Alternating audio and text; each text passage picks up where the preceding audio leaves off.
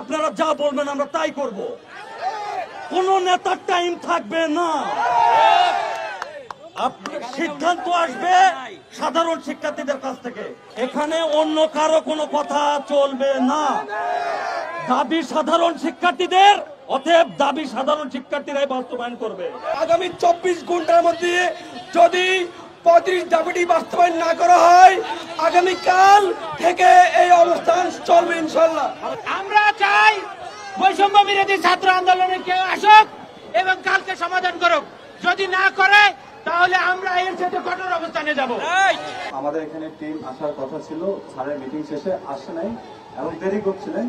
তো সেই সূত্র ধরে আমরা আপনাদের সিদ্ধান্ত অনুযায়ী আমরা একটা প্রতিনিধি টিম স্যারের সাথে সাক্ষাতের জন্য গিয়েছিলাম। আমরা স্যারের পিএসকে ইনফর্ম করে আমরা সেখানে গিয়েছি প্রবাসী কল্যাণ ভবনের সামনে। স্যার রাষ্ট্রীয় কাজে জরুরি ভিত্তিতে তিনি তার সেখান থেকে রাষ্ট্রীয় কাজে চলে যান এবং যাওয়ার সময় স্যার পিএসকে নোট করে বলে যান যে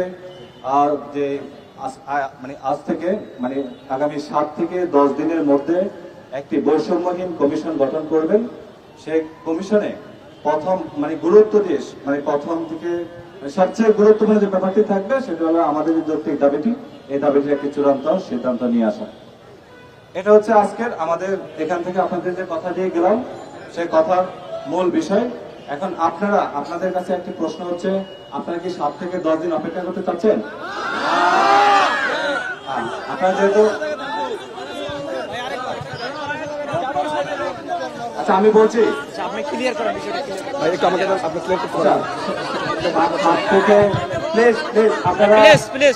আপনারা সারাদিন ব্যাপী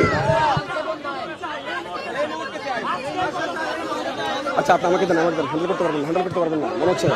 আচ্ছা হ্যান্ডেল করতে পারবেন না। আচ্ছা আমার কথা প্লিজ এখানে কথা শুনতে হবে প্লিজ। আমরা অহিংস আন্দোলন সারাদিন পরিচয় দিয়ে আসছি। শেষ মুহূর্তে আমরা সহিংস এবং উচ্ছৃঙ্খল হব না। তো আমরা 7 থেকে 10 দিন যেহেতু অবস্থান করতে চাচ্ছি না বা আমরা অপেক্ষা করতে চাচ্ছি না, সেই ক্ষেত্রে আমরা যে সিদ্ধান্তটা উপনীত হতে যাচ্ছি সেটা হচ্ছে আমাদের যে অবস্থান কর্মসূচি ছিল, আপনারা সবাই ক্লান্ত, দূর দূরান্ত থেকে আসছেন, একইভাবে আগামীকাল সকাল 10টায় এই স্থানে আমরা আবারও অবস্থান কর্মসূচি অব্যাহত রাখবো।